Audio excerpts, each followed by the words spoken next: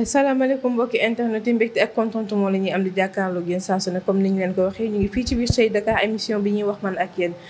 yéen nag tey dafa doxantu ba fii nga xam ne moom la ñuy wax Saly seet si ki nga xam ne moom la ñuy wax Ndella Madior Diouf yaakaar naa ni kooku ku ko xamul dégg nga ko ci mim réew xam naa dama koy bàyyi mu nuyoo rek salaamaaleykum ñu ngi lay nuyu. maa ngi lay nuyu Maïssa di nuyu tout ton équipe. di nuyu waa les téléspectateurs de Sey Dakar. donc maa ngi nuyu Sénégal yëpp ak Sénégalais de la diaspora. d'accord nuyoo bi am na solo mais bëggoon nañ nga wax ñu bu baax kan mooy Ndella Madior. bon Ndella Madior est une femme sénégalaise. donc boo xam ne fii la juddoo. dama faral di wax made in Sénégal. donc jàngewuma Europe jàngewuma États-Unis man je suis benn pure femme donc qui a fait ses études sa formation au Sénégal. voilà donc de la maternelle à l'université lépp fii laa ko defee voilà après nag am sama parcours professionnel ak créatrice d'emploi ici toujours au Sénégal daanaka en Afrique. d'accord bëggoon nañ xam parce que ñu ci bëri dañuy laajte des fois ba xam Ndella Madior sénégalaise la wala dafa rax leneen parce que la plupart say wax ay français la tout le temps. écoute j'ai fait sama primaire maa ngi ko defee Saint-Joseph de Cluny. Saint-Joseph de Cluny moo nekk école bi nekk wetu Manguier. avant ngay dem université Cheikh Anta Diop après commissariat Médina. voilà donc là-bas on a fait beaucoup de lectures xam nga xale yi léegi dafatuñu lecture. donc nous on faisait de la lecture et après j'étais âme vaillante à Saint-Laurent à Centenaire. maa juddoo Centenaire. donc voilà quoi donc on a fait beaucoup de lectures. voilà en faisant beaucoup de lecture léegi loolu dafay am influence si sa diction. voilà donc je pouvais même devenir une chanteuse il faut pas temps yi moom maa ngi waage sa génne benn album Ah bon? parce que en tant que femme politique Talla Sylla day woy non. femme politique yëpp dañuy même Ablaye Wade dafay woy. voilà donc on a nos propres chansons des messages qu'on veut véhiculer yoo xam ne artistes yi parfois duñ koy woy. donc au lieu nga koy bind di ko jox artistes yi comme bii passé daf bind naa benn jox ko Souleymane Faye donc bii yoon léegi man maay bind sama bopp après woy ko. voilà donc ça va décompresser un peu et puis ça va faire un peu de distraction. D'accord. voilà donc diction bi ak baat bi donc dañ ko jàng on a fait beaucoup de lecture à l'école et puis ça s'est répercuté sur ma vie parce que Adama Sow en 1992 je pense bi ma demee RTS pour faire la promotion de mon association dénommée SOS Santé. si la ma déggee sama baat mu ne mais toi tu as une voix radiophonique tu as une voix radiophonique je veux que tu m'animes la rubrique médicale d'Info Jeune et tout est parti de là. j'ai mis le casque et tout est parti là depuis lors je suis avec le micro. donc daal suñu mënee dégg mooy Ndella Madior mu ngi ci lépp donc. absolument ci musique bi. ben oui. mais ce sera pas comme les autres. par exemple je vais pas donner des concerts bien que je peux donner un concert dans mon restaurant que je suis en train d'installer ici à Saly. donc une manière de me distraire. enfin ça je le fais parfois artistes dañuy ñëw mu wéy ak ñoom et cetera donc voilà mais je vais sortir cette fois-ci un album puisque le premier morceau est disponible depuis 5 ans avec Souleymane Faye. donc hommage à Diouma Faye. Maintenant le reste on va faire li ne si yow moo ne si man moom lay préparer. D'accord. Après il y a d'autres chansons également sur les santé sur la santé. le coronavirus et cetera voilà et puis on va mettre ça sur toutes les plateformes digitales. d'accord mais instant bi ñu si bëri bëggoon nañu xam sa relation ak président de la République Macky Sall ak Marième Faye Sall. Marième Faye Sall amuñu benn relation mosuñu toog mu wax. donc tooñ naa ko yu bëri yoon. et puis ça fait le tour du monde. et puis j'ai vu qu'elle n'a pas du tout apprécié puisque ça m'a valu beaucoup de critiques de la part de l'APR alors que kaf la woon. quand je dis le président c'est le mari de toutes les femmes sénégalaises c'est une pure vérité. donc loolu moom c'est teranga la quoi waxu teranga la sa jëkkër sama jëkkër la su fekkee xarit lañu. donc loolu waxu teranga quoi typiquement sénégalais. donc mais elle a mal pris apparemment pas elle a mal pris a très mal pris l'entourage a très mal pris alors que entourage ñoo ko waroon gindi ba xam ni moom lii kaf la quoi donc et après loolu moo ma topp nag gëw ma ko woon nag mais finalement ba ma demee ba teg si bët ba xam damay perdre sama temps dans cette mouvance présidentielle que les gens ont peur de moi pour protéger Marème pour faire plaisir à Marème Faye Sall elles ont les gens ont peur de moi kenn ñemewu ma jege dans la mouvance présidentielle ma bàyyi leen je suis candidate à la candidature à l'élection présidentielle 2024 ça je suis candidate loolu wax naa ko sur plateforme yëpp fi mu munti nekk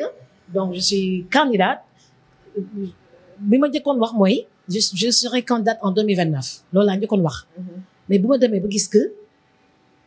plus may xuus plus may dëgg sama bopp les gens ont peur de moi ils ont peur de moi à cause de Marème Faye Sall et ils ont peur de moi parce que bëgguñu ma remplacer Macky Sall en 2029 regarde-moi la générosité que j'ai eue en disant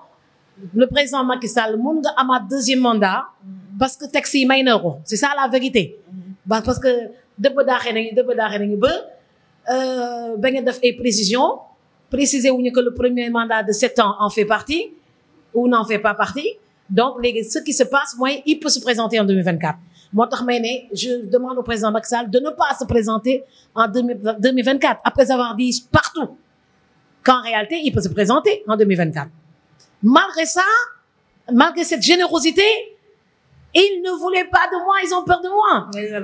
dañ ma ragal parce que dañuy ragal Marème Faye Sall donc finalement j'ai dit écoute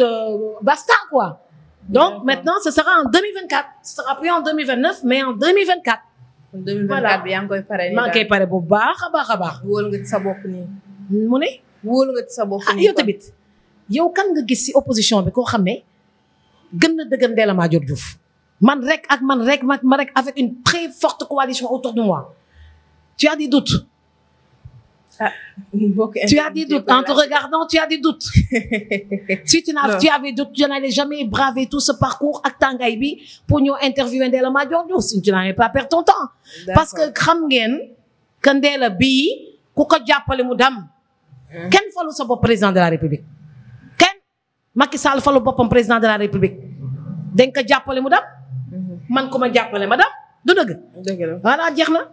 je suis chef de parti donc loolu su weesoo chef de parti bi donc dootuma dugg ci coalition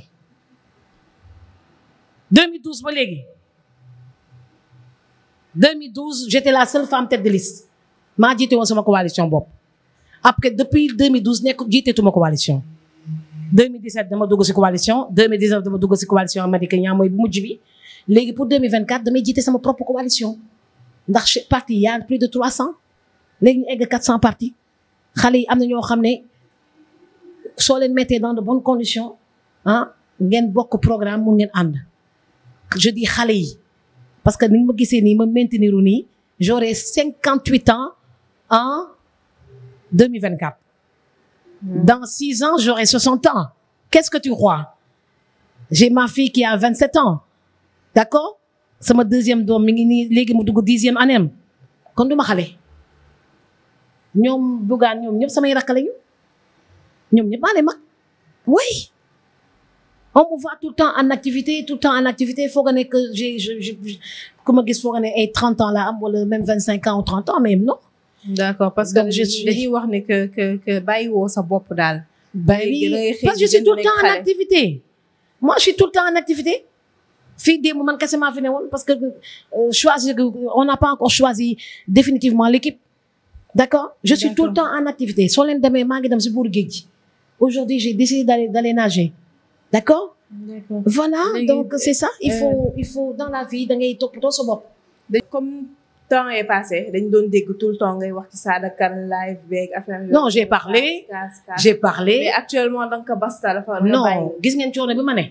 nit du machine maa ngi nii di installer station de radio il manque les vitres il manque le restaurant il manque le câblage les lignes internet yi ñu ngi doog a ñëw donc loolu mënuloo ko def di xeex dem 1 mois yi il fallait choisir entre se concentrer sur l'installation et en finir ou bien faire autre chose c'est-à-dire continuer cette lutte de modification du code de la famille donc kenn déggatuma ma wax si parce qu'il faut terminer cette installation c'est aussi simple que ça voilà donc loolu moo taxoon kese ma lëlu fii Saly di lëlu pour préparer rajo bi tuddee ko sa Jur Sànni FM Jur Sànni FM xam nga koy def ko tudd Jur Sànni FM ça veut dire que yow bàyyiloo benn lutte il a fallu maintenant que pression wu toute une famille pression toutes des auditeurs ñu ne ma bu ko tuddee Jur Sànni FM tuddee ko noo ko tuddee mais bu ko tuddee Jur Sànni FM parce que tur bi dafa triste léegi finalement ma bàyyi émission bi moo tudd émission du dimanche moo tudd Jur Sànni émission bi may Jur Sànni léegi rajo bi ñu tuddee ko Saly FM finalement 89.1 bàyyiwuma lutte bi au contraire maa ngi mettre sama propre réseau de communication xam nga sooy xeex da ngay am réseau de communication man foofu laa rawee homme politique yi nekk Sénégal yëpp de Idrissa Seck à Abdoul Mbaye kenn si ñoom amul structure de communication dans toutes les femmes et les hommes politiques qui sont aujourd'hui sur la scène politique il y a Kandela Madior et comment il s'appelle encore Bougane ñu ñoo am ay structure de communication dégg nga wax ji man dama am sama structure de communication j'étais la seule Bougane fekk si ma si su ma y a pas amul keneen si je me trompe pas dégg nga wax ji kon loolu dafa laaj organisation dafa laaj loolu ba mu mokk rumbax nga doog a nekk di boyal ba mu boy bàyyiwuma tey bàyyiwuma ëllëg sama bataille dama bëgg nit yi comprendre ko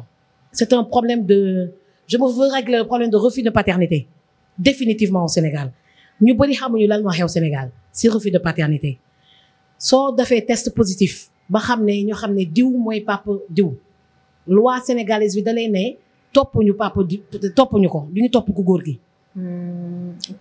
duñu topp ku góor gi loolu la loi sénégalaise may ku góor gi même soo ëmbalee duñu la topp même test su positifee kenn du la imposer nga joxe sa sant mais dañ lay imposer rek nga dundal ko d'accord xam nga loolu dafa métti mais nit ñi li leen jaaxal mooy lan moo tax nga bàyyi 27 ans après 27 ans après am na ñoo xam ne muñ nañu 50 ans te kenn réglé wu seen problème am na ñoo xam ne durant toute leur vie duñu xam sa kan mooy seen pap wala dinañ xam sa seen pap mais seen pap ñaari famille ku si nekk braqué sa côté loolu dafa am ku nekk braqué sa côté ok donc pourquoi 27 ans parce que dégg ndigal sama pap bi ne nañ ko muñal ba bés mu ñëwee moom moo xaar 27 ans te décidé wul ñëw moo tax waa Sonko yi ñoo nekk dama attaqué si réseaux sociaux yi dama si saboté loolu ko yëpp gis nañ ko si comment waa Sonko les pro Sonko ñoo créé affaire bi en voulant dénigrer Ndella Madior bëgg a yóbbu affaire bi foo xam ne nekku fa woon il fallait à un moment donné préciser les choses c'est tout et on a précisé on a profité pour régler ce problème définitivement pas pour man kese mais pour toutes les femmes et tous les enfants qui sont dans cette situation et j'ai vu que ñëpp ma si fekk si ba la France daf ma si fekk si ndax yéen TV5 moo ne fi jiitu TV5 jour bi ñu émettre la fi ñëw yéen donc ñun daf benn reportage sur ça donc cette lutte est maintenant internationale c'est une lutte internationale le problème de refus de paternité parce que c'est pas un problème purement sénégalais c'est un problème mondial soo demee Amérique fekk nga ko fa mais Amérique soo fa accouché yow yaay joxe sa turu doom sa turu papa doom kenn du la laaj kan mooy papa ji kenn du la laaj yow yaay joxe turi d'accord léegi nag fu Amérique tonn si autonomisation des femmes si lutte contre les violences faites aux femmes foofu laa bëgg Sénégal tonn fa en tant que femme loolu laa bëgg message boobu yow nga comprendre ko dama bëgg ñu modifier code de la famille bi nga xam ne 1972 lañ ko def te dara soppeeku si ba tey on est en 2020 il faut que ñu modifier le code de la pare nga pour ñu voter ko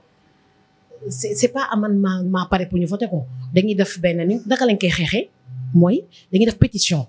soo def maanaam pour compte yow soo ko d'accord da ngeen ne d'accord naa ñu modifier ko soo d'accord ngeen ne d'accord loo ñu wër fépp suñu waree fépp ba pare pétition bi dem yóbbu ko Macky Sall proposé ko à l'Assemblée nationale pour ñu modifier ce code de la famille qui date de 2012 et tamit pas seulement Macky Sall mais il faudra pétition bi ñu dem yóbbu ko si toutes les confréries religieuses ñëpp ay dem comment il s'appelle encore ñëpp ay ni garaté dañuy def délégation dem seeti xalifa général des Mourides Tidiane Laayeen yi Xaadir ñëpp la ñuy seeti su ko defee ñu dajale lépp yóbbu ko président de la République pour won que lii ñor na Sénégal modification code de la famille dafa ñor Sénégal du xeexu benn fan du xooxi benn émission du xeexu Ndella Madior Diouf kese xeexu toutes les femmes les juristes te ñëpp ma si fekk si et gratuitement da ngay gis ay juristes ay avocats yoo xam ne dañ ma woo spontanément pour ne xeex bi il faut que mu egg parce que lii mooy suñu problème ñaata que les femmes yi nga xam ne dañu am problème bi ëmb te góor bi daw dañuy ñëw di leen di seet si mais mënuñu régler problème bi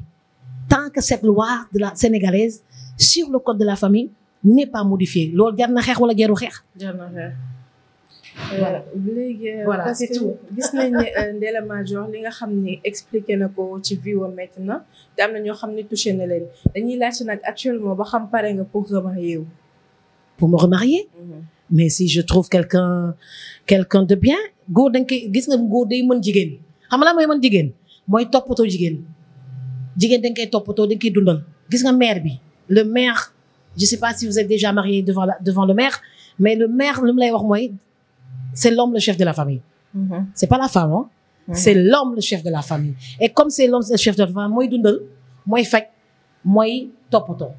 D'accord? Donc c'est ça, c'est très très très important. Voilà, très important. Donc si je trouve bien sûr quelqu'un de bien koo xam ne antal na Ndella Madior y a aucun problème parce que jigéen dafay sëy quoi. mais su fekkee ni kooku day ñëw bëgg maa fot dafa nar maa sonal lu mu jarul muy egsi. mais damay dégg ñu naan que góor ñi instant bi ñoom dañu ragal Ndella Madior pour dugg. li nga ma ragalee. dañu ragal parce que dafa tàng lan la ñuy wax. noonu nu ma tàngee noonu laa seddee kon nañ ma bàyyi sama tàngaay bi tranquille sama portable bi soo gisee proposition mariage yu may recevoir ak xale yu góor ak mag yi ma ne bu leen ma sonal parce que man mii jàmbaar dëgg ma mën a yore. góor dëgg ma mën a yore sur tous les plans di nga wax ji sa dépense day mët même su fekkee soo ñëwee fekk fi lépp mët. da ngay ñëw fekk lépp man jigéen boo xam ne sama waañ dama mën waañ man. xaaral dara ci góor dama mën waañ. te loolu sama xarit yëpp dañ ma koy seddale dama mën waañ kon góor bu mën waañ rek moo ànd ak man. mën waañ mooy sama dépense day mat. ah kon daal fi mu nekk nii daal ku ñëw nag doo ñëw tëgg. doo ñëw rek ne dañ koy seddoog man. da ngay ñëw dolli. comme lu naroon daf weer daf ñaari weer. mais am na gàtt xel ñoo xam ne dafa am ñoo xam ne gàtt xel de. da ngay ñëw fekk lépp normal nañ ñu ne acca. déjà man sama lal kese dafay am 2 double lits. balaa ngay dem nga yër balaa ngay dem dinaa la yëral sama chambre à coucher à Dakar j'ai 4 double lits chez moi à Dakar. Ici à Saly c'est dafa xat j'ai 2 double lits. ok loolu tax góor ñi ragal parce que dañ naan Ndella dafa diis attanuñ ko. ah lan may diis jigéen dañ koy mën c'est tout mettre ko dans de très bonnes conditions. soo demee nag bay marié bëgg a marié Ndella Madior da ngay xam ne nag ndaanaan nag nga ma la ferne. waaw. yaa wax lii. waaw man damay doxantu ay station de rajo sama kër yëpp am station de rajo sama kër yëpp soo demee si man fekk fa station de rajo nga fekk ñëw Saly fekk fa station am na beneen bu may dóor fële si bourg géej gi dégg nga wax ji et cetera Kédougou sa station de rajo maa ngi ko fay installé. d'accord sama kër ba ma loué foofu teguma sa sànq te loué naa ko pare. kon nag soo ñëwee ak man danga may accompagner. gunge ma. danga may gunge man loolu rek laay wut góor koo xam ne daf may gunge si biir gunge bi da ngay mun jigéen. mun waañ dégg nga wax ji. d'accord c'est très important sinon c'est des frustrations. pour yu ndaw rek ñu gaaw gi seen bopp. façon bu nekk def naa ko man donc am naa jëkkëru tubaab am naa des jëkkëru nit ku ñuul waaw góor rek la. waaw après expérience bu ma jaar. conclusion bi ma si am daal mooy góor la. ok da ngay affaire bi comme di say du choix say chance la. bu Kumba Gawlo di woy effectivement il a raison c'est une véritable chance da ngay tomber si ku baax. dëgg la mën ko tomber si ku baax koo xam ne mais du la sonal. am na benn reportage bu ma doon seetaan temps yi jigéen ñi ni ngi sëyee si diaspora bi. ñu ne góor ñi dañ leen di laaj 50%. ñooñu mënuñu jigéen. Sénégalais de la diaspora yi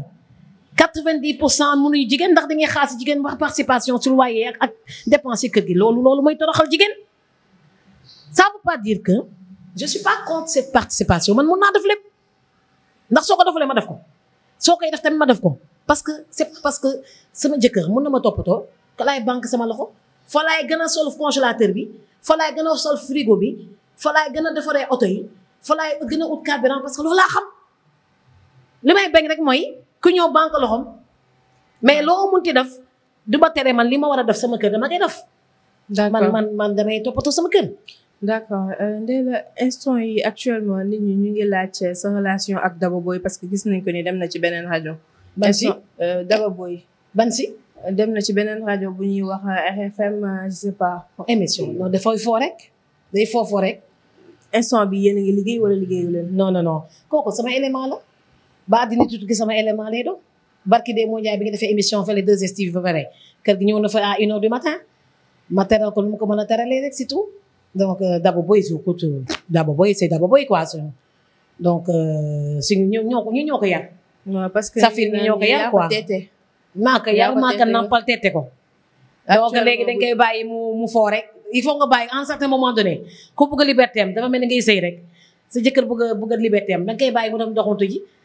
su demee doxantu ji ba sonn dina dellu si waat su fekkee bëgg na la dégg nga wax ji mais su fekkee bëggutu la da nga koy bàyyi mu dem fu mu neex kenn du forcer nit ñaari nit ñu ànd yar nañ ko ba mu màgg bi sa des na nee naa ko sa jàng moo soriwul rek mais sa jàng su sori woon nga toj Sénégal elle est très intelligente mais bon jàngam soriwul quoi donc elle a des lacunes après elle se fait manipuler par d'autres personnes quoi mais amul problème donc depuis 10 ans je pense qu'on a fait 10 ans ou 8 ans de je sais plus. D'accord 10 ans ou 8 ans donc jàppale nañ ko mun na demal boppam sant yàlla. damay dégg ñu naan Ndella Madior dafa mën seet. non damay gis lépp su ma tëddee guddi dinaa gis lu nar a xew suba si loolu dama koy gis parce que man je suis une bonne sérère suñu famille man saltige bu jigéen laa saltige fashion laa suñu waree tuural période bii dama war a tuural sa sama rakk la parce que léegi dugub bi ñor donc loolu man kese maa des si famille bi ku ko mën a def parce que on est des vrais sérères ñun raxuñu on est des vrais sérères soo demee fële suñu dëkk Diouroup dam joyin suñu guy yeeg ak tuur yëpp ñu ngi foofu donc foofu loolu laay def quoi damay tuural quoi sama famille parce que maa fi sës d'accord ñeneen ñi dañoo ragal laal tuur yi mais man damay laal tuur yi voilà mais génne petaaw dinaa ko jàng nag parce que man j'adore les choris dinaa ko gën a jàng d'accord mais du ma seetal kenn mais est-ce que mën nga ñu jàppale tamit ci leen loo nga xam ne par exemple tey comme feebar bi ñu am fii ni Sénégal li nga xam ne moo di corona bi ba xam pare na pour dem wala bu paree am na leneen lu non le coronavirus quand même moi je suis médecin de formation pour poser ma question bon je suis médecin de formation loolu du caaxaan donc j'ai fait mes 6 années de médecine sama thèse laa soutenirul donc lu médecin di xam si wërgu yaram xam naa ko le problème du coronavirus mooy muy yow muy man muy ku mu mënti doon il faut renforcer les moyens de prévention d'accord faire en sorte que nit yi ba fexe ba ñu rester propre na ngay fexe ba doo tilim sa yaram bu mu tilim sa loxo bu mu tilim sangu ba set fexe ba tout le temps sa loxo di set tout le temps sa loxo di set mooy lan soo nekkee sa kër yaa ngi ubbi loxo yi yaa ngi génn yaa ngi wàcc mais régulièrement chaque 30 minutes nga dem raxas sa loxo mu set balaa ngay laal benn affaire nga raxas sa loxo soo laalee benn affaire pare nga raxas sa loxo mu set sooy génn nag mënuloo génn ak ndox mais tu sors avec ton gel hydroalcoolique. D'accord. Et tu désinfectes tes mains et tu sors avec les masques. Ok sooy génn nga sol masque soo nekkee sa kër nag jarul ngay sol sa masque parce que tu es seul dans ta maison bien il y a quelques personnes da ngeen di respecter les distances donc loolu sax soxla ngay sol masque donc c'est ça les conseils qu'il faut donner ak renforcer les moyens de prévention maanaam lekk alimentation bu baax jël laaj bi gis nga laaj bi il faut da nga koy daggati yu sew di ko lekk cru moi le matin on me fait sur benn plateau de crudité moom laay ndekkee on me fait des oignons on me fait de l'ail d'accord dafa ma crudité dafa ma salade ok que je vais manger cru sans sel parce que du ma lekk xorom su ma lekk xorom damay am yaram ak damay naan kénkiliba bi dafa baax contre le coronavirus kénkiliba bi mën nga si sànni tuuti xorom polle clou de girofle nga sànni ko si 2 ou 3 kii yu ndaw rek sànni ko si noonu baxal ko naan ko day c'est bon pour contre le coronavirus ou bien nga jël xorom polle bi nga baxal ko soo ko baxalee après vapeur bi di génn nga nooyi ko tout ça permet de lutter contre le coronavirus. D'accord. Donc man li may conseiller internautes yi seetaan mooy faire en sorte que ñu renforcer les moyens de prévention et les gestes barrières donc renforcer seen système immunitaire loolu mooy xeex coronavirus yàlla nag suturaal nañu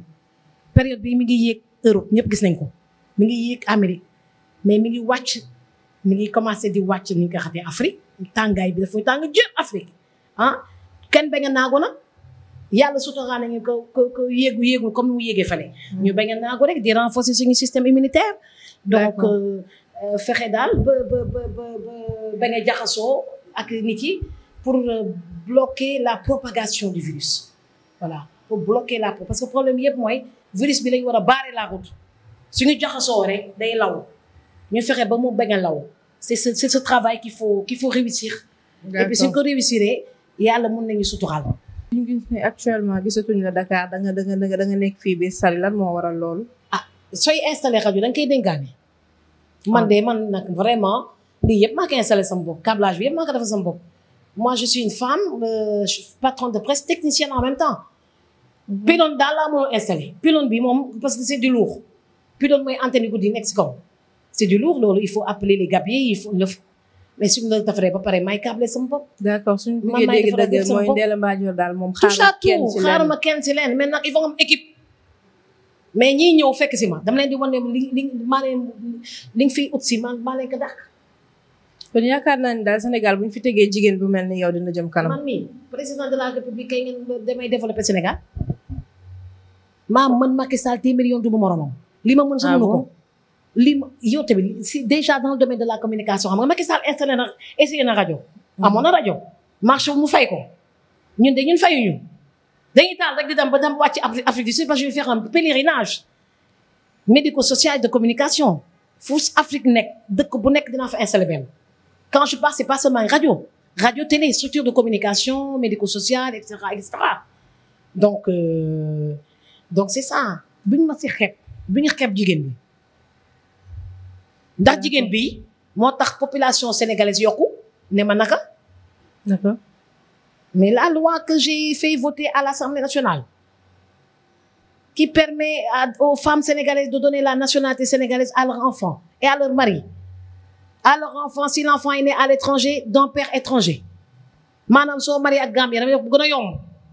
soo marié tey ak Gambien. xale bi juddu Gambie. xam nga yow daaw ñu ko doon mën a joxe ni nga ko xatee nationalité.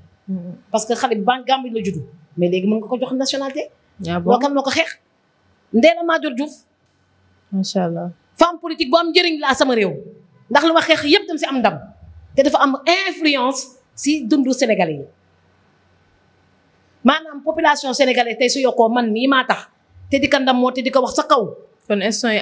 am na ay homme politique yoo nga xam ne ñu ngi lay dooleel. homme politique ndax lañ may doole dañ may siis. parce que non ni ñu gisee ne Ndella Madior jàmbaar la affaire yooyu mu ngi bëgg jam kanam ba xam am na ñoo nga xam ne tey ñu ngi lay gën a may force. dañ ma ragal mais ñu ma force xeex bi politique lépp loo am yaa ko amal sa bopp. lépp ne dégguloo génn naa mouvance présidentielle su fekkoon da nga may dooleel kay du ma génn mouvance présidentielle ñàkk dooleel bi ma ñàkk dooleel moo tax ma gis sama bopp génn mouvance présidentielle dama sam bopp fii dañuy xeex jigéen ñi bëgguñu benn jigéen bu fëlal boppam. bëgguñu benn jigéen bu fëlal boppam lépp loo am yaa koy xeexal sa bopp su ma bëggee nekk maire de Fimela maa koy xeexal sama bopp bëgg a dugg assemblée nationale 2022 maa koy xeexal sama bopp bëgg a jiite Sénégal nekk président de la République du Sénégal bii remplacé Macky Sall maa koy xeexal sama bopp kenn du ma ko may. d'accord léegi bëggoon nañ tamit nga wax ñu say projet actuellement. projet bi day may préparer rek déjà sama liggéey yi jëm kanam. parce que maa ngi fépp maa ngi ci communication maa ngi ci cabinet médical maa ngi ci création de clinique maa ngi ci tool yi maa ngi ci ni nga xamante élevage maa ngi ci hôtel yi maa ngi ci campement touristique maa ngi ci restaurant maa ngi ci lépp loo xam ne nit ki dina ko def pour parce que moi j'adore la création d'âme j'adore créer soo leen fi dellusiwaatee dans 2 mois da ngeen gis fii yëpp soppeeku ndax télévision la ñuy def fale ci terrasse bi ndax terrasse tamit dama ko loué terrasse bi ci kaw te 450 mètres carrés de superficie lépp laay teg def ko télévision Saly TV dégg nga wax ji kon maa ngi ci lépp d'accord mais booy xool presque xanaa li ngay ibbi xaj bi yëpp fii la nekk ba Saly. non Saly maa ngi fi depuis 2013 di. yaa ngi fi doog a ñëw tey donc Safir moo nekk Dakar. Safir FM Saly la tuddoon. machin tur bi def ko Saly TV. ok li nga wax ji donc Dakar c'est Safir FM Dakar et puis Simal c'est Simal FM Kédougou FM et cetera donc et tout voilà. d'accord Voilà donc je suis sur énormément de choses yoo xam ne nit mën na ko def après le reste man comme man sooy wër nit rek kan la Ndella Madior Nioro si politique c'est Abdoulaye Wade. Abdoulaye Wade ma di toi kiff kiff on a le même caractère et c'est vrai damay jigéen moom mi góor rek kiff kiff nu muy raisonner loolu laay raisonner on est des créateurs nous on ne consolide rien du tout gis nga foo fekk créateur du consolider. Quand il faut avoir entouré d'une équipe qui consolide. Je suis créateur, je crée, d'accord, et quand je crée, je le laisse à des personnes. Qui laisse maintenant ces structures de communication, c'est ça le problème. Parce que dañ koy bàyyi nit nga foog ne moom la mu foog yàq ko affaire bi tëj. Donc on est en permanence en train de chercher des personnes qui peuvent nous accompagner. Comme par exemple su ma demee Kédougou. damay dem Kédougou taal sama rajo foofu su may dem Kédougou taal rajo bi kan laa fi bàyyi dama fi war a bàyyi équipe bu baax. équipe bu baax boo xam su ma dellusiwaatee du ma fekk li ma jot a keneen yàqu ko. mais yow est-ce que tamit instant bii nii di nga am ci yenn nit ñi confiance parce que dañ naan des fois Ndella Madior day jàppale nit ba ci biir nit ki war ko dem yoonam est-ce que yow tamit di nga dem ba bu ëllëgee soo bëggee dem bàyyi fi sa affaire di nga am. dootuma découragé man sama force mooy li nga wax rek damay jàppale nit ki ma nit ki taxaw nit ki war ma ça c'est typiquement africain. C'est typiquement sénégalais te du man kese lay dal na ñi karante dem si yàlla Sidi Lamine Niass dal na beaucoup de personnes nga pousse nit mu tàkk man ñi ma pousse ñu tàkk kenn xamul nu mu toll mais loolu ça va pas m'empêcher de je me décourage pas dina la affecté nag surtout su fekkee préparé wuloo ko dina la affecté mais moi j'arrive à résister et à rebondir fii si Saly je suis une revenante foog ne woon que Ndella Madior dootu tegal tànkam Saly fu ma romb gars yi dañuy tëb def nii dañuy tiit parce que ñu ma yàqal fii Saly dañoo bëri et je me promène tranquillement dans ma voiture di daw ndànk nag lay rouler. je provoque je peux ndànk lay rouler pour ñu xam ne maa ngi fi mais je vois que je suis une revenante à Saly revenante les gens peuvent en dire. instant bii kon tu es la bienvenue. je suis la bienvenue mais ils ont peur de moi. parce que li ma yàqal fi dafa métti soo xoolee tey sama post Facebook bi loolu laa wax donc sama post du jour pas chaque jour damay poster benn affaire donc benn publication bi ma def j'ai parlé de la revenante Ndella Madior Diouf à Saly. YouTube bëgg nañ ñëw sax ci côté boobu parce que cadre TikTok bi tout le temps dañu naan Ndella Madior no stress lay dund surtout son bu bees bi génn. Jérusalem voilà Jérusalem maa ngi koy wéy. boobu nit ñi en fait dañ koy seetaan di am lu ñu yëg. parce que kii non stress lay dund. Jérusalem rek laa gëm gis nga rajo bi moom laa ko ubbee teg naa ko une semaine moom rek la ñu teg te Jérusalem da ko reprendre moom laa ne lu ne si moom moo nekk li ne si yow moo ne si man lii nekk si yow. moo nekk si man. moo laa koy wéyee ba mu jeex taag léegi ñu génn ko. daal instant bi ku la bëgg a gis daal bu duggee ci réseaux sociaux bi gis sa lépp. ku ma bëgg a gis parce que du comme ni ñu koy waxee du chaque jour ngay def interview. non du chaque jour tamit ngay def émission. donc ci Facebook bi lañ la mën xaar ci Instagram bi ci TikTok bi pour nga mën. ak YouTube NMD TV voilà. waaw bëgg nañ xam tamit leen parce que ñu ngi gis ni que ni da ngay déposer ci élection présidentielle yi léegi bëgg nañ par exemple tey nga promettre ñu leen loo nga xam ne tey bu ñu demee ba teg ko fi ba teg la fi di ñu promettre ne di ñu ko defaral. voilà mais ça dafa am loo xam dafa ma nakari gis nga élection yi passé amul benn jigéen bu si bokk. tu as remarqué ça. il y avait que des 5 candidats yëpp ay góor la ñu woon man bokkoon naa si ñu kon présenté wu. mais maa njëkk retiré sama candidature en 2019 parce qu'on était 49 listes 49 listes dafa bëri donc il fallait qu'au moins qu'on crée des petites coalitions pour ñu am chance mun see génn ma gëmoon ko torop nag ba ma retiré après il y a benn avocat maa ngi fàttali tur bi moom moo si topp et puis et cetera mu am cascade de retrait parce que nit ñi ñu ngi réyoon dañoo réyoon ba nga retiré seen candidature bi yoon nag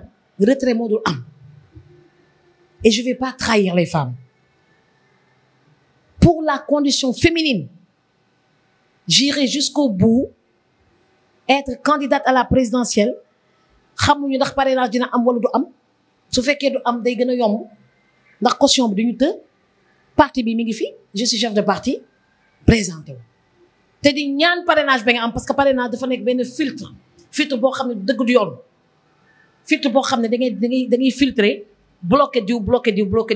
ils avaient décidé d'avoir 5 candidats ils ont eu 5 candidats moi j'étais avec Madické on s'est battu pour avoir notre parrainage et puis on a dépensé énormément d'argent pour le parrainage parce que parrainage dafa cher parrainage dafa war a gratuit xam nga mais fii foofu koo fayul du l'autre parrainage il va te dire qu'il faut du carburant day def proximité donc il faut budget pour nit yi dem uti parrainage déjà loolu rek li nga war a campagne nga joxe ko pour parrainage yaa pertement la donc on va su fekkee parrainage amul candidature day gën a yomb donc j'ai pas le droit de ne pas aller à la présidentielle de 2024 parce que ñi yaakaar si man ak surtout live yi may def moo ko wone bëri naa noonu torop waaye ak maa bëri soppe ni ma bëree noonu laa bëree soppe te soppe yi léegi ñoo ëpp noonu yi gis nga dafa am ñoo xam ne suñ ma wooyee suñu déggee sama baat rek dañuy jooy dégg baat bi rek doy na lañ commencé jooy parce que dañuy ne nu may jàppalee jigéen ñi ak nu may joxee fit jigéen ñi dafa régler seen ménage ñeen ñi dafa faciliter seen divorce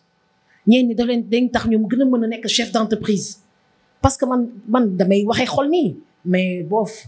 après damay sedd guy quand je suis fâchée je peux pas rire si je suis fâchée je déconne quoi mais après je me calme d'accord pour la présidentielle pour cette présidentielle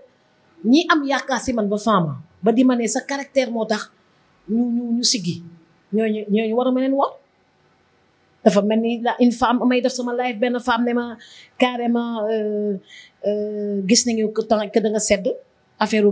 refus de paternité bi mais il faut pas nous trahir cette phrase m'est restée elle a appelé de Thiès il faut dire maman de la tata lañ may wooyee ñeen yi maman il faut pas nous trahir parce que yow da nga ñëw rek ñu am yaakaar que dinañ régler problème bi définitivement kon ñooñu ba àdduna tukki dum leen trahir ñàkk benn trahison boobu moo mu waral ma def jom ba taal rajo bi naka taal restaurant bi et continuer samay activités nara xeex pour la modification du code de la famille à travers donc benn xeex boo xam ne dinañ ko def partout au Sénégal dem sensibiliser les confréries religieuses dem sensibiliser tout le monde les hommes les femmes personnes troisième âge finir par le président de la République pour mu atterrir à l'Assemblée nationale donc à travers une pétition loolu mooy xeex bi d'accord la présidentielle bés bu ma yàllee joxe ne ma nekk président de la République du Sénégal est-ce que xam nga man damay nekk président de la République du Sénégal ah bon billahi nga teg ko fan di ma ne xanaa dañ kaa gis ci gént damay nekk président pare de billahi damay nekk président li nga wax doy na waar de président de la République du Sénégal fii Sénégal mun noonu naa la ne su nekk les 2024 day nekk 2029 mais damay nekk président de la République du Sénégal loolu dafa leer si man dafa leer gisoo nu may waxee nii xanaa man hésité wu ma sax nga wóol sa bopp mais parce que damay nekk président de la République da ko antal mën ko bu leen si xeeb Ndella Madior de billaay dinaa leen bett Ndella Madior président Macky Sall ku ko ne woon dina nekk président si gént su du la ko wax mais man dama ko xam damay falu kon nañ la xaar kon damay falu président de la République du Sénégal te ñoom xam nañ ko billaay xam nañ ko moo tax coow lu bëri di fi ngi dem si seen marabu yi ñu wax leen Sénégal jigéen da koy jiite loolu bi ñu ko waxee du tey Sénégal jigéen dina ko jiite buñ ko waxee du tey ngam dëgg yi xam nañ ko Sénégal dina ko jiite te man mi may jiite Sénégal moo tax jaar bi métti yàlla baax na ñu toog di xaar incha allah maintenant du tëdd dina la wala répondre benn interview moom ngay damee pare de xeex la d'accord campagne la xeex la beaucoup de moyens sensibiliser parce que dañ si xeeb jigéen ñi d'accord mais comme dañ si xeeb jigéen ñi ñun nag ñooy xeex dégg naa sa question bi baax li nga ma posé question danga ma ne maa ngi bëgg jiite Sénégal nekk président de la République te mbënd bi bu mu amee weer yi passé semaine yi passé ñu gis opposition yu bari dem Kër Massar te kenn gisuma fa dama fekk fii Saly ma sensibiliser xam nga problème mu mbënd bi li ma si wax dama sa jàppale état bi dama waxee la wax bi fay nee ma naka bi ma waxee man si la wax bi fay déggatuloo ñuy wax waxu mbënd bi de wala yaa ngi dégg ñu siy wax ba léegi man su ma waxee rek damay siffler la fin de la récréation qu'est-ce que j'ai dit damu ma mayee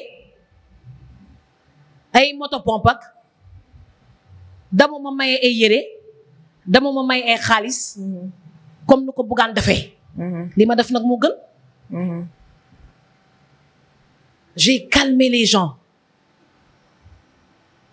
comment j'ai calmé les gens dam leen wax dëgg bi rek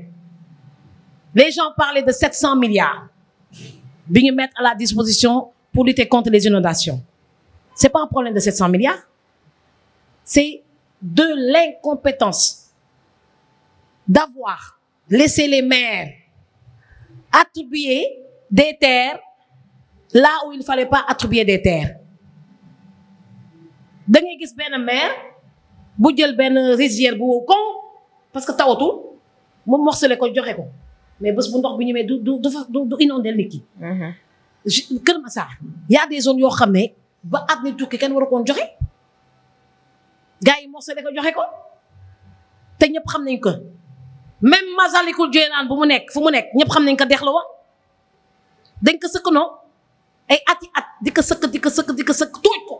doog fa mun a teg def Masalikul Jinaan fële Colobane Dakar si boppam moom moo am ay cours d'eau ay marigots ay lagunes tu comprends léegi nag loolu il faut que état bi identifier les zones inondables fexe ba kenn nit duñ ko morcelé ba dafa dëkk loolu mooy permettre nga identifier les zones habitables soo identifier les zones habitables nga autoriser construction bi gars yi dëkk foofu bi ma fasalee wax ba 7TV le lendemain le gars yi commencé am réponse yi journalistes yi et lan la abouti le président de la République a pris des décisions que benn maire amatul droit joxe suuf tant que gouverneur bi en partenariat avec le cadastre du localiser suuf soof ndax ndox dafay jaawal du fa jaar maa leen inspiré c'est oui c'est moi qui ai calmé cette situation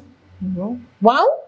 man maa calmé situation ñu inspiré wu sama réponse yi plateau télé boo gis kuñ fa invité rek loolu la lay tontu léegi on va identifier les zones inondables fexe ba kenn dootu fa dëkk di toxal leen parce que ça sert à rien de faire des canalisations foo xam ne chaque année ndox bi suuf ñëwee dafay digu dafa am zone yoo xam ne mënut a ñàkk il faudra détruire les maisons et les amener dans des zones habitables mënut a ñàkk et le président l'a bien compris mu ne léegi balaa nit di balaa muy attribuer ti il faut d'abord l'avis du gouverneur et l'avis du cadastre. Ça veut dire cadastre ñoom ñooy local xam plan wu Sénégal yëpp ñoo yore carte Sénégal xam fan la ndox bi doon jaar fan la du doon jaar xam nga ba ma nee sama keroog jooju bu ma nee Diourbel était une île ñëpp dof waaye waxati na kon yow yëguloo ko woon. boobu yëguma ko woon mais Diourbel était une île. ah bon léegi nag su fekkee ba ndox bi dem ba wow. parce que taw bi bëreetul léegi nag taw ba mu ñëwee mais kër yooyu dañoo mujjee la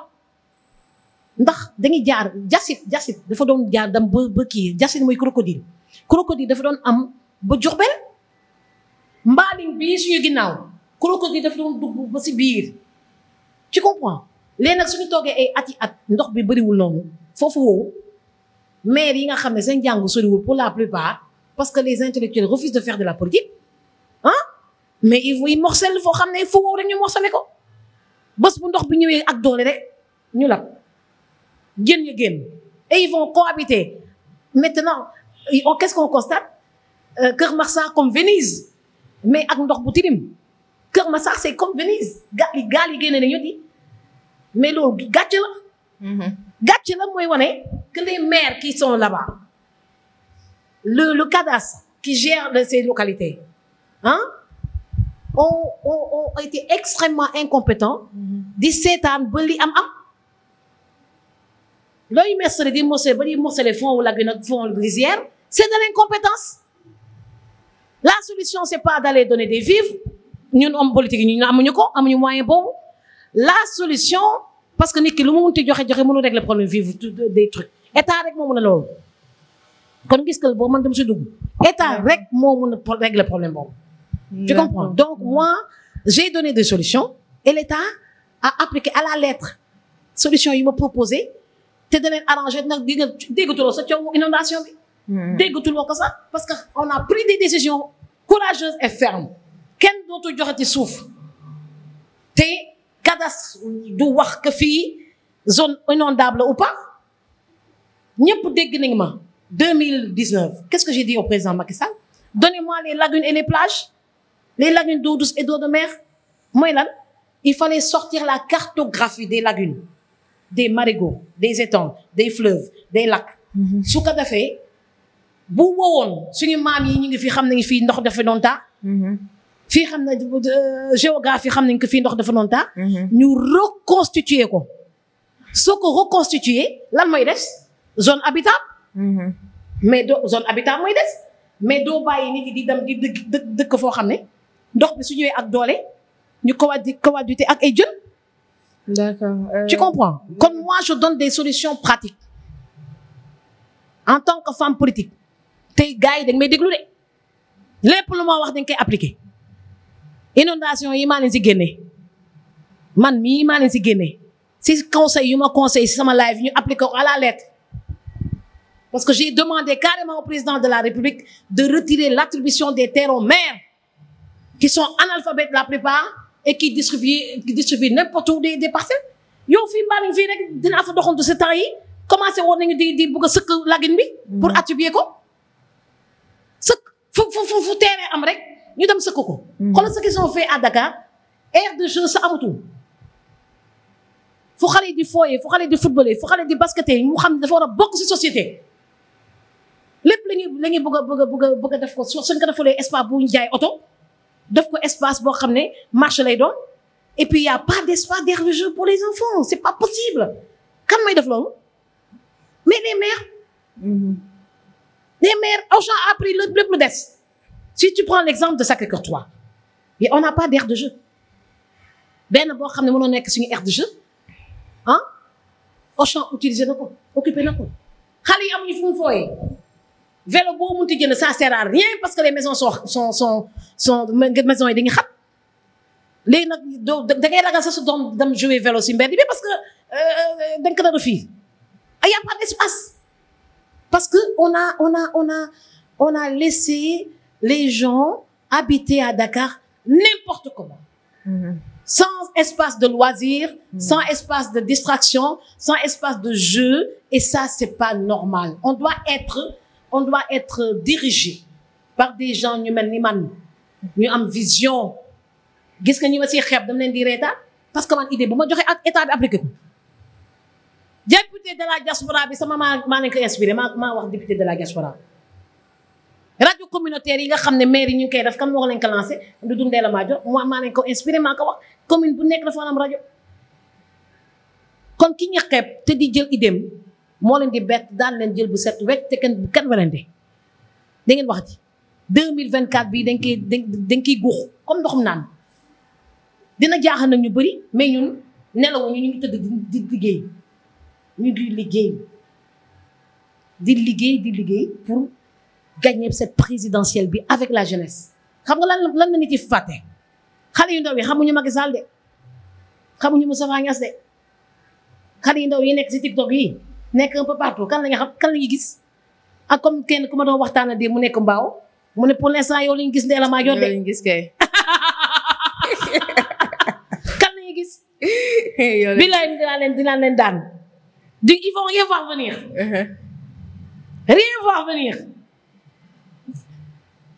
li nga wax am na solo lool waxtaan bi neex na ala doome ne comme ni nga ko waxee xam naa ne buñ toppee waxtaan bi tey duñ fi jógee parce que heure bi tamit moo ko laaj mer ndax tàngaay bi waaw voilà léegi bëggoon nañ xam leen parce que gis nañ ni Dakar Safir FM moo fa nekk Safir FM comme ni ñu ko waxee rajo la boo nga xam ñëpp rajo seetkat lañ koy wax gisaanekat yi ñoo fa nekk donc dañ ñëw waaw léegi dañ ñëw fii nga xam ne moo di Saly mais rajo bi nekk fii bëggoon nañ xam lan mooy programme rajo bi programme Dakar sax dama koy changé gisaane bi non stop xam nga lan moo ko waral clientèle bu bëri rek macha allah on reçoit beaucoup d'appels sénégalais dañuy stressé bëgg ku waxtaan ak ñoom finalement la voyance c'est une psychothérapie donc muy man muy ku mu munti doon fii Sénégal soo xawee jaaxle tuuti wala wéet wala stressé da ngay bëgg nit seetal la waxtaan ak yow kon loolu moo tax rajo Dakar bi am succès rajo Dakar bi léegi dina am Safir 24 gis nga France 24 ñi ngi ko defee noonu laa koy raxee si rajo Dakar rédaction bi maa ngi ko tuddee Safir 24 chaque heure dina am brève dina am grande matinale le matin am grande édition du jour am l'édition du soir qui va démarrer à 21h d'accord et ce sera sur toutes les plateformes loolu la ñuy préparé fu mu nekk nii moo tax annonce yu bëri woon temps yëpp ngeen gis annonce yu bëri donc on a eu beaucoup de personnes plus de 3000 demandes ñu demandé chaque jour ça tombe gis bu ma toogee ba léegi yaa ngi gis téléphone yaa ngi sonné di sonné les gens parce que man texto rek laay wax envoyé la ñu texto mais gars yi dañuy dëgër bopp dañuy woote mais je mets mes téléphones sous silencieux pour pouvoir travailler donc su ko defee Safir 24 moo nar a soppi la radio de Dakar sans prendre toutes les heures ay 5 minutes rek information 5 minutes grande édition maintenant ça va pas dépasser donc 30 minutes d'accord pour rajo bii nag pour rajo bi fii Saly FM donc il y aura également Safir 24 donc une autre équipe boo xam ne chaque heure il y aura des infos locales d'accord parce que soo gisee ñu tas rajo bi man choisir ma def relais dama tas rajo yi c'est pour faire des radios locales tenir compte des réalités culturelles de la localité ak information politique de la localité donc là où à Dakar on va parler du national ici à Saly on va parler de Mbour et environ de Saly des informations qui sont là parce qu'il y a un maire ici à Saly il y a un maire à Diass il y a un maire il y a un maire à Malicounda et il y a également un maire à Mbour donc qui ont des activités qu'on peut promouvoir donc à la radio donc avec des émissions politiques et puis la radio après tout est dans une station balnéaire Saly c'est un village de France c'est un village de France soo ñëwoon fii guddi da ngeen gis carrément tu as l'impression d'être en France et puis là donc ça va être une radio touristique donc on va vendre la destination Sénégal la destination de Saly pour que les Sénégalais quittent au moins le vendredi Dakar pour venir à Saly donc se reposer d'accord voilà donc bañ a toog Dakar il faut que gars yi génn Dakar di ñëw dans les régions et ça c'est important am na solo waaw comme niñ ko waxee ñu ngi woon fii ci biir Chez Dakar émission bi ñuy wax nag man ak yéen tey ki nga xam ne moo di Ndella Madior lañ leen indiloon tey ñu waxtaan bu ama am solo yaakaar naa ne li ngeen dégg boo leen ko dégloo tey di ngeen xam bu baax a baax ki nga xam ne ban jigéen la ki nga xam ne bëgg na yóbbu Sénégal foo nga xam ne yaakaaruñ ko woon parce que gisu peut-être ñu ngi koy dégg mais dégguñu ko bu baax a baax jigéen yi nga xam ni pare nañ pour déposer nekk président de la République du Sénégal mais moom gis ngeen ne macha allah jàpp na ci lool te wax na ko dëggal na boppam nee na carrément tôt ou tard dina toog ci mbir ci nguur gi. Le palais c'est pour moi. Ah bon waaw comme ni ngeen ko gisee confirmé waat na ko donc moi je me prépare depuis 2600. diñ naan nitu ragalul dawoo daayoo donc liñ naan gars yi yëpp xam naa leen. kon loolu la ñoom ñëpp xam naa li nga ku si nekk xam naa li nga mën ak li nga mënu te ñoom ñëpp maa leen mën. ñun ñëpp yaa blague mise à part de Macky Sall à Sonko ñoom ñëpp. li nga wax dama seen morom maa leen mën. léegi kon xam naa da ngay mujj joxe sa mot de la fin waxaale lancer waale benn message. mooy xale yi rek na ngi ñëw jàppale Ndella Madior. donc balaa ñuy tardé. ndax pale bii bi ñu foog ne góor rek a fay dugg dinaa bett ñëpp. Il y aura une présidente de la République au Sénégal et ce sera Ndella Madior Diouf inchallah loolu nag xeex la laaj liggéey la laaj création de beaucoup de cellules beaucoup communiquer de manière vraie sans insulter ñun du ñuy communiquer du ñuy politique di saaga képp ko fi politique saaga jarul sa ngay continuer rayer de la liste di nga wax ji kon 2024 yàggatul Macky Sall mi ngi dugg ci deuxième année benn at mi ngi dugg ci deuxième année ci 5 ans yi ñaata moo ci ñetti at c'est vite fait yàggatul jeex na ba pare di kon léegi moo tax ñu teel ko annoncé te local yi commencé gul man duma xaar ba local ba pare ba législative ba pare doog a ne je suis candidate à la présidentielle léegi laa ko wax ba muy teel comme nu nga ko doon Moussa waxee dégg nga wax ji di xeex ku ma gëm na ma ku ma gëmul mu bàyyi ma continuer di xuus te xam ne dinaa dugg loolu mooy sama mot de la fin. d'accord xam naa li mu wax am na solo lool foofu la mën yam comme niñ ko waxee ñu ngi woon fii ci biir Thiey Dakar émission bi ñuy wax man ak yéen tey lii lañ leen indil nañ leen waxtaan bu ala doome comme ni ñu ko waxee émission bi tout le temps ak fu bees muy génn tey dañu ñëw doxoon su si ñëw ba fii nga xam ne moo di Saly parce que yaakaar naa ne gis ngeen depuis bi ñu commencé émission ba tey mosuñu génn tey la ñuy soog a génn ñëw Dakar fekk si ki nga xam ni moo di Ndella Madior Diouf xanaa ñu ngi woon fii ci biir Thiey Dakar émission bi ñuy wax man ak yéen tey lii lañ leen indiloon xam naa dañ leen di jox dig daje bi beneen yoon ci keneen ak beneen peut-être beneen homme politique wala beneen ministre wala beneen leneen ak leneen. mais doole am ko mel ni man de. non yow moom kenn nga fi yow moom xam naa ne émission fii lañ koy jaaree dagg rek ñu jéem a suuxaat ci beneen émission incha allah. voilà merci beaucoup kontaan nañ.